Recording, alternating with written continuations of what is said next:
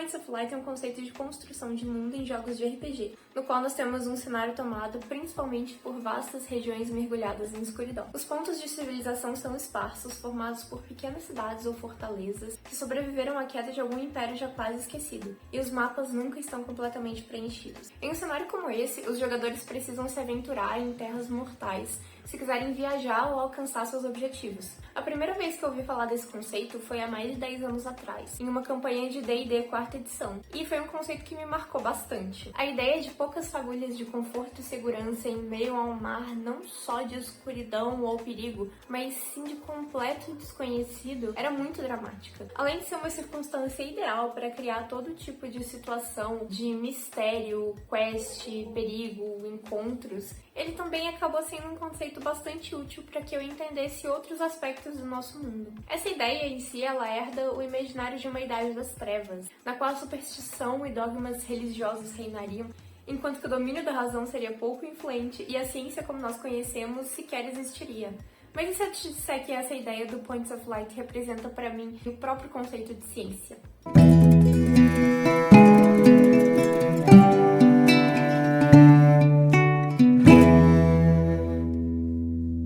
Pessoal, meu nome é Valkyria, eu sou programadora, historiadora, cosplayer. Eu jogo D&D há 13 ou 18 anos, dependendo, mas isso é história para outra hora. Quando adolescente, meu sonho sempre foi escrever e criar histórias. E eu queria cursar psicologia para poder escrever personagens melhores e história para escrever situações baseadas em períodos históricos, mesmo que de fantasia, com maior embasamento. Eu acabei fazendo essas duas faculdades e eu aprendi que o risco não é que a criação da nossa imaginação vai se sobrepor ao que é realista, mas sim que a nossa pobre imaginação jamais vai alcançar e conceber a riqueza de todas as experiências humanas que já aconteceram. Eu aprendi que, na verdade, absolutamente tudo é possível e que as teorias são uma forma de entender o mundo e não regras que o mundo segue. A ideia de algo ser historicamente correto ou preciso, fiel, verossímil, é um conceito que ultimamente tem surgido em discussões sobre ficção, quando algo não parece de acordo com as expectativas das pessoas daquilo que seria possível em um determinado contexto de época. É claro que esse é um assunto bem extenso e que pode ser dissecado de diversas maneiras. Muito já foi dito sobre isso, por exemplo, na questão bem específica de figurinos e roupas de época. Por um lado, nós sabemos que a ficção, seja ela uma novela, um filme, um quadrinho, uma campanha de RPG, ela tem o seu principal objetivo como o impacto artístico ou entretenimento. Esse impacto pode ser o deslumbramento, o escapismo, o humor, a reflexão, enfim, as emoções provocadas e ideias discutidas.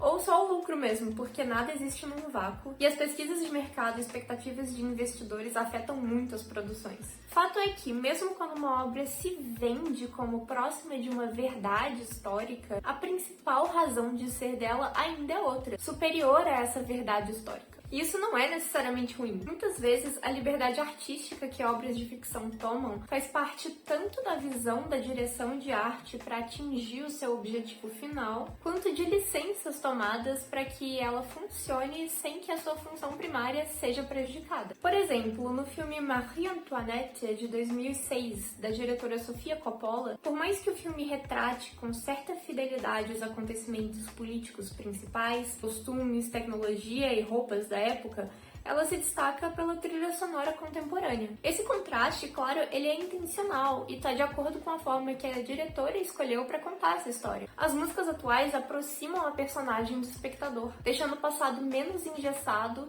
e quebrando as expectativas da audiência. Isso nos ajuda a comunicar a ideia do roteiro, que tem a intenção de mostrar uma personagem tão conhecida e estigmatizada sob outra luz. Mas não é nem esse aspecto que eu quero analisar. Por enquanto, vamos deixar de lado essa ideia da licença poética, ou então a licença histórica. Isso porque mesmo que todas as obras de ficção se propusessem a seguir à risca uma verdade histórica, isso seria, na verdade, impossível. Isso porque a história, muito como um jogo ambientado em um cenário do estilo Points of Light, é, na verdade, um oceano do desconhecido.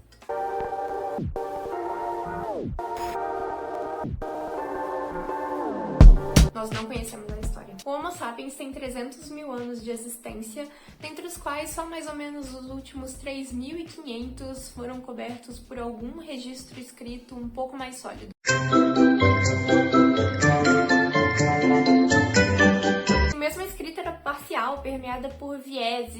exageros, pensamento simbólico e referências de uma cultura, de um cotidiano que estão muito distantes de nós. É um contexto que a gente nunca vai viver e somos nós a interpretar bem mal. Esses escritos, eles foram passados oralmente, transcritos, copiados, traduzidos, distorcidos, perdidos, queimados, enfim. Imagine que hoje nós vivemos na época em que mais informação é produzida diariamente. A internet nos permite criar e compartilhar informação sem limites de tinta ou pergaminho, sob o ponto de vista de bilhões de pessoas, em todos os contextos, cenários e localidades. Mesmo assim, seja por conta de dispositivos, infraestrutura, instrução ou algoritmos, ela não é nada inclusiva. Mesmo assim, ela tem um potencial totalmente inflamável para espalhar mentiras e fomentar preconceitos. Mesmo assim, ela nos induz ao erro o tempo todo. Se hoje, com as análises de cientistas políticos, internacionalistas, sociólogos, jornalistas,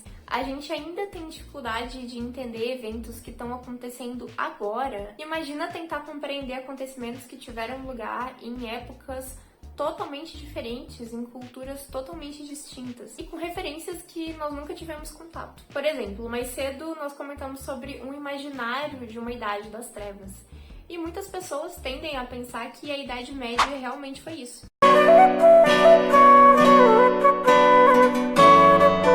Nossa concepção popular, na maior parte das vezes, está bem errada. E não é só porque os cientistas possuem mais informação do que a média das pessoas, e sim porque dentro da produção científica existe uma consciência da ignorância. É esse o princípio da ciência. E a história é uma ciência. Ainda que diferente das ciências naturais ou exatas, ela também segue os métodos científicos. Uma das questões mais importantes que cabe falar aqui é como nós temos que ter respeito e carinho até por essa escuridão ao nosso redor.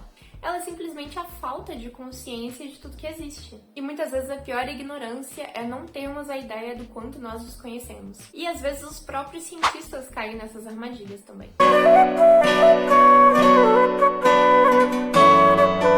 Por exemplo, uma vez eu estava assistindo uma novela com alguém. A novela se passava na década de 70. E estava mostrando, se eu não me engano, uma mulher que se divorciava.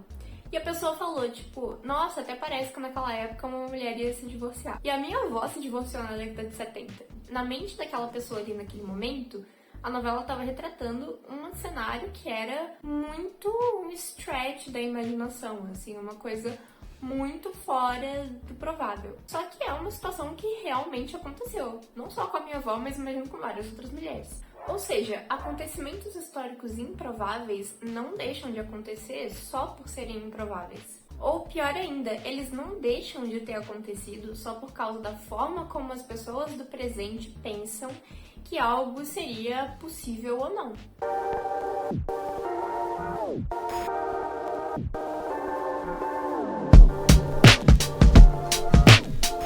Até o início do século passado, a história costumava ser vista como um desfile de nomes e de datas. História era sinônimo de história política, e história política era sinônimo de reis e seus afazeres. Uma lista imutável de vitórias, derrotas, guerras, heróis e inimigos. Imutável, já que a história era escrita do ponto de vista do poder, e não havia assim tanto espaço para pesquisa ou para debate. Muitas vezes, os tratados de história eram até encomendados pelos próprios reis, ou feitos muito espontaneamente por pessoas que puxavam muito, sabe? Enquanto eu tava fazendo pesquisa para um outro vídeo, eu tava lendo um artigo que tem uma citação que explica isso muito bem. A escrita da história sempre foi uma das maiores ferramentas de poder. Ela compartilha com a arte não só a capacidade de retratar algo que nunca existiu, como também a capacidade de criar algo simplesmente ao descrever isso, o que é bem verdade. Alguns historiadores também questionaram a forma como estávamos nos debruçando sobre o passado. Nós podemos mencionar Jacques Le Goff e Marc Bloch, dois medievalistas franceses que também escreveram sobre a natureza da história. Jacques Le Goff, por exemplo, discorreu sobre a história como um assunto que a gente estaria sempre revisitando e reescrevendo, com essa relação entre o passado e o presente. Já Marc Bloch falou sobre a história como sendo um estudo dos seres humanos em outros contextos temporais. Ele também fala sobre como a dúvida pode ser um instrumento do conhecimento. Tem uma citação bastante interessante no livro Apologia à História, o ofício do historiador. Apologie de l'histoire, o métier d'historien. Pois os textos ou os documentos arqueológicos Mesmo os aparentemente mais claros e mais complacentes não falam senão quando sabemos interrogá-los. Em outros termos, toda investigação histórica supõe, desde seus primeiros passos, que a busca tenha uma direção. Eu tinha esse livro, mas a vida é cruel. O que o Mark Bloch está querendo dizer aqui é que a história não é formada pelos acontecimentos do passado, e sim pelas perguntas do presente. Acho muito chique isso. Um exemplo. A partir dos anos 60, vemos um aumento muito grande nas pesquisas e descobertas sobre mulheres na história. Nos últimos 10 anos, muitas figuras femininas de importância científica, política, social têm sido descobertas, estudadas e, mais importante, divulgadas. O fato da gente estar fazendo essas descobertas nos últimos tempos não é porque alguém pegou uma máquina do tempo e alterou a história. E sim, nós estamos descobrindo coisas novas porque estamos colocando hipóteses primeiro. Estamos fazendo perguntas. Onde estavam as minorias? Onde estava o povo naquela época? E aí nós podemos começar uma caçada, atentos a todos os mínimos vestígios daquilo que estávamos procurando. O próprio... o nome dele, Mark Bloch, ele tem uma citação bem interessante sobre isso, que ele fala... que o historiador é como o troll, o trasgo da história, não sei, ele vai atrás do cheiro de carne humana.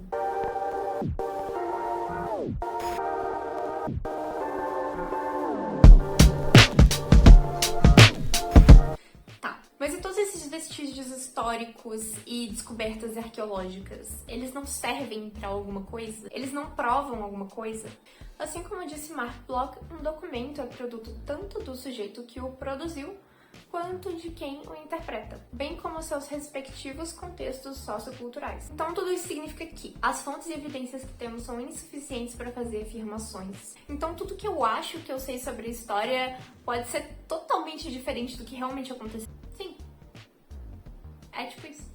Nós não sabemos como foi a história. É claro que nós possuímos fontes, evidências, pesquisas, mas as fontes podem estar erradas ou mal interpretadas. Nós precisamos que muitas fontes diferentes apontem o mesmo caminho para que a gente possa começar a tentar afirmar alguma coisa. E nós também podemos cair no perigo do anacronismo, ou seja, interpretar os fatos do passado de acordo com convenções e paradigmas da nossa sociedade atual. Aquela escuridão maciça de toda a vivência humana, quanto mais distante no passado, maiores as chances de estarmos enxergando de forma turva, sob a luz ondulante das tochas que seguramos, tentando protegê-las do vento a todo custo. Mas o vento agita as chamas, causando ainda mais dança, e as sombras embaçam ainda mais a nossa própria capacidade crítica. Isso eu tentando ser poético. Mas você tem razão.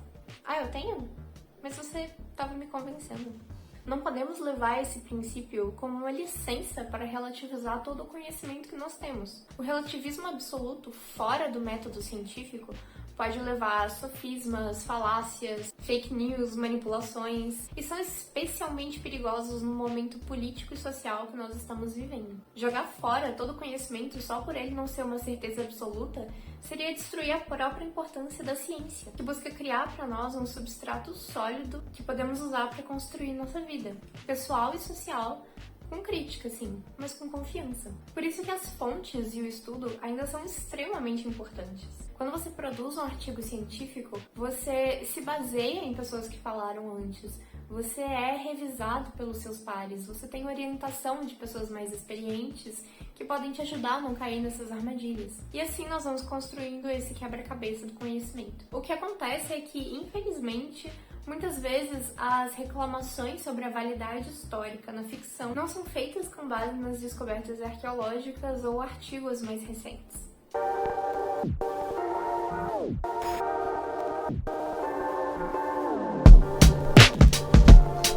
A questão é que, ao dizer que algo é historicamente incorreto, a maior parte das pessoas está se baseando no senso comum sobre alguma época, ou então naquilo que ela ouviu de pessoas mais velhas. No primeiro caso, nós estamos nos retroalimentando de ficção, ou seja, temos uma ideia de como era o passado por conta de livros, filmes, novelas, jogos que consumimos antes, e foram eles mesmos produzidos em um espaço-tempo muito específico. No segundo caso, nós estamos nos baseando numa experiência válida, mais subjetiva de uma pessoa que viveu em um contexto, em uma situação social, em um local, em um período bem específicos. Situações próprias de sua vida e não uma fotografia onisciente e perfeita. Na maioria das vezes, o que as pessoas querem quando elas reclamam de algo não ser historicamente correto não é um retrato do passado, e sim um não rompimento de uma tradição de representação cultural. Além de tudo, nós temos no senso comum, pelo menos no Ocidente, uma ideia de que a história é linear e segue uma constante de evolução. Conceito de evolução que também não existe no vácuo e sim depende de quem observa. É um pouco uma ideia de que quanto mais distante no passado, mais ignorantes e violentas eram as pessoas. E quanto mais recente, mais inteligência e empatia. Claro que também temos a versão inversa disso, com uma romantização do passado, que também é equivocada e tem as suas próprias complexidades. Nenhum desses exageros está correto. Por isso, ao preencher as lacunas naturais do conhecimento científico, muitas pessoas tendem a fazê-lo de uma forma bastante pessimista e simplista. Quando entendemos a história como linear,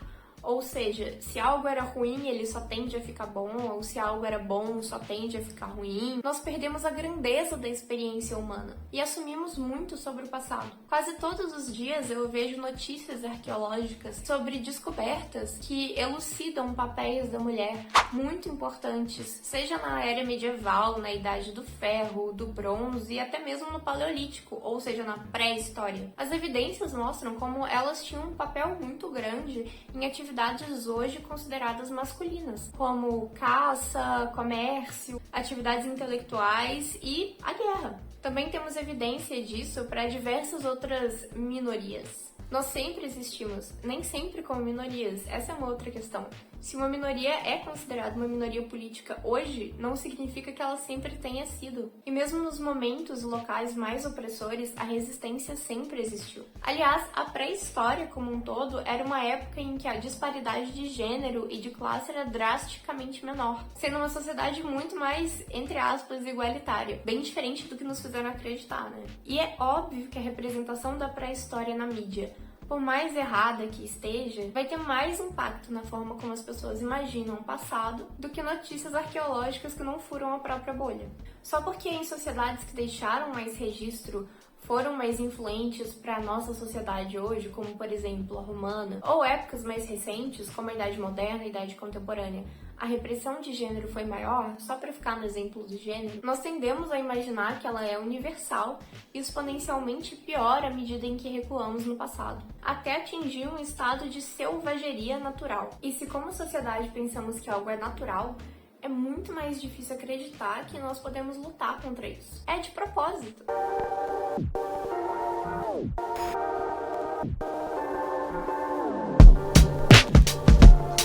Por isso tudo, para a maior parte da audiência, uma representação de uma época histórica, ainda que fictícia, não precisa ser fiel, ela precisa parecer fiel, de acordo com o senso comum. E é por isso que a gente mistura tanta não fantasia e fantasia nesse debate. Nesse sentido, tem assim tanta diferença entre ficção, fantasia e história, ou historiografia. O que parece mais real para a maior parte das pessoas? Uma realidade em que todas as mulheres sentem um desconforto extremo usando espartilho, ou uma realidade em que mulheres eram cientistas e pesquisadoras mesmo nos séculos 18, 19 e 20. Ou que uma mulher foi a pirata mais famosa e poderosa. Entretanto, a questão do espartilho é um mito histórico, algo criado e espalhado pela ficção, enquanto que essas outras realidades realmente aconteceram. Porém, uma é constantemente escolhida para representar uma época e a outra não. A memória coletiva e social assume aqui o lugar da ciência. Memória essa que muitas vezes só faz reproduzir as estruturas sociais atuais e assumir que elas eram necessariamente piores antes, ou melhores, no caso do antigamente é que era bom. Mas a gente também sabe para quais camadas específicas da sociedade é que esse bom se refere. A gente falha em achar que uma representação, qualquer que seja, é fiel. Ela é sempre uma moldura. Assim como no próprio audiovisual, ela é só uma escolha do que a câmera vai pegar, sabe? O que se passa em uma tela ou nas páginas de um livro é sempre uma escolha de quem produz a obra. Sempre será. Se nós não prestarmos atenção, nós vamos estar reforçando um ciclo vicioso de representações históricas, que muitas vezes estão bem incorretas e refletem muito mais uma tradição de representação de Hollywood do que qualquer outra coisa. Por exemplo, crenças como que pessoas negras não podem ocupar certos lugares mesmo em obras de fantasia, ou então que é mais fácil acontecer um apocalipse zumbi do que o fim do capitalismo, é que passam a ditar o que esperamos que seja verossímil em uma obra, muito mais do que a ciência.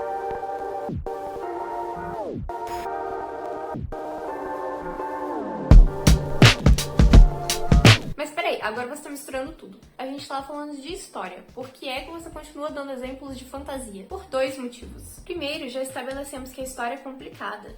E o nosso entendimento dela, seja no aspecto popular ou acadêmico, não é uma cópia exata do que aconteceu. Nesse sentido, tanto uma obra que busca se basear na história, quanto a mais mirabolante narrativa fantástica são produtos de ficção. Segundo, e talvez o mais relevante, a ficção impacta a nossa psique individual e a nossa percepção social, independente do seu grau de compromisso com a realidade. É por isso que vemos muitas pessoas cobrando tal realismo de obras de fantasia. Outro motivo é que o vídeo é curto e o meu enfoque aqui é na ficção como um todo. É claro que outras abordagens e recortes poderiam ser feitos, mas é óbvio que eu não estou dizendo que ambas são a mesma coisa.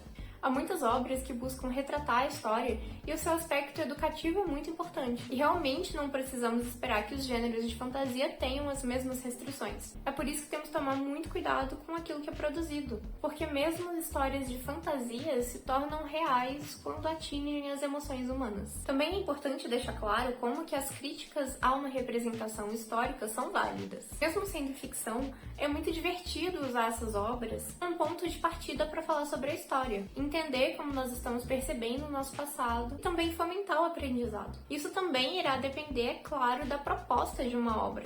Ninguém espera que Princess Bride, ou A Princesa Prometida, por exemplo, cujo objetivo é evocar humor e fantasia, seja uma réplica exata de uma época medieval. No caso das Crônicas de Gelo e Fogo ou Game of Thrones, tanto no caso dos livros quanto da série, é uma obra conhecida pela intenção de ser uma história de fantasia, porém com um aspecto um pouco mais realista. Mas esse realismo é muito mais um flavor, ou seja, uma obra que seleciona aspectos específicos da história, como violência, alguns costumes, algumas tecnologias, algumas referências a episódios que realmente aconteceram, e uma preocupação com minúcias de logística e política para dar uma sensação diferente de outras obras do gênero. Mas isso é só aesthetics. É apenas uma escolha do autor, e não uma obrigação ou desculpa para justificar o que a sua obra escolhe mostrar, da forma que escolhe mostrar. Já as crônicas saxônicas, que deram origem à série Last Kingdom, retratam situações em um espaço e tempo muito específicos, buscando o máximo de embasamento e fidelidade dentro daquilo que nós sabemos sobre o período histórico do século IX na região da atual Inglaterra. Bernard Cornwell devorou tudo sobre o reinado de Alfred, as culturas anglo-saxã e escandinava, e certamente leu muitos registros históricos do reino de Wessex. Mesmo assim, a história que ele conta nas lacunas que não são cobertas pelas fontes são escolhas da imaginação do autor. Todos esses três exemplos são igualmente ficção, e eles servem a propósitos diferentes. Às vezes eu quero sonhar com o que as pessoas do passado realmente viveram. E às vezes eu quero passear em uma era medieval idealizada, que eu sei que só existe no imaginário coletivo. E eu amo as duas. Só a nossa forma de perceber, receber e questionar será diferente. E em alguns casos, nem isso.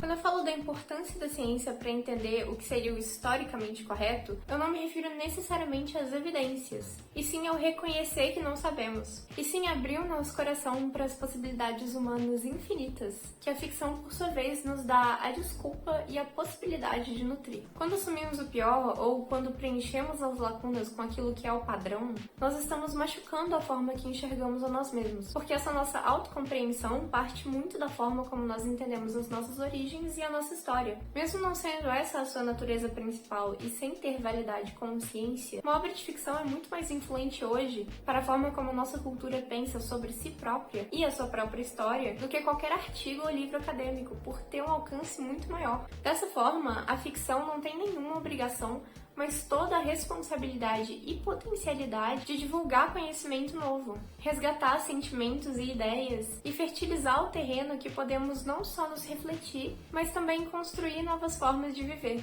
Dito isso, a história é divertidíssima, rica e surpreendente, e saber mais sobre ela facilita e aumenta não só a representação, como a originalidade e o conhecimento. Mesmo com as suas muitas lacunas, ela é grande demais para caber na ficção. Eu, por exemplo, amo escrever e eu sei que a minha história não representa perfeitamente, seja o século XIX no Brasil ou qualquer outra época que eu estude, mesmo porque é uma fantasia que não se passa em nenhuma época específica. Mas estudar esses aspectos só fez aumentar a minha criatividade e possibilidades narrativas, além de gerar um mundo muito mais coerente e sólido. E assim como em um cenário de Points of Light, é da escuridão que podem surgir as aventuras que fazem o jogo valer a pena.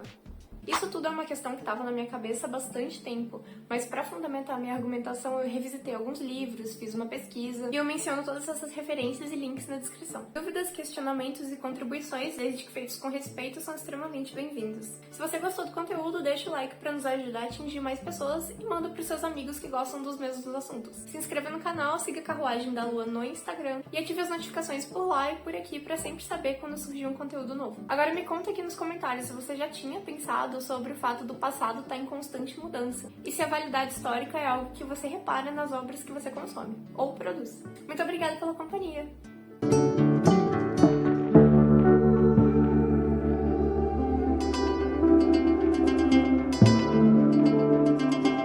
Nossa, eu nem acredito que consegui falar superstição.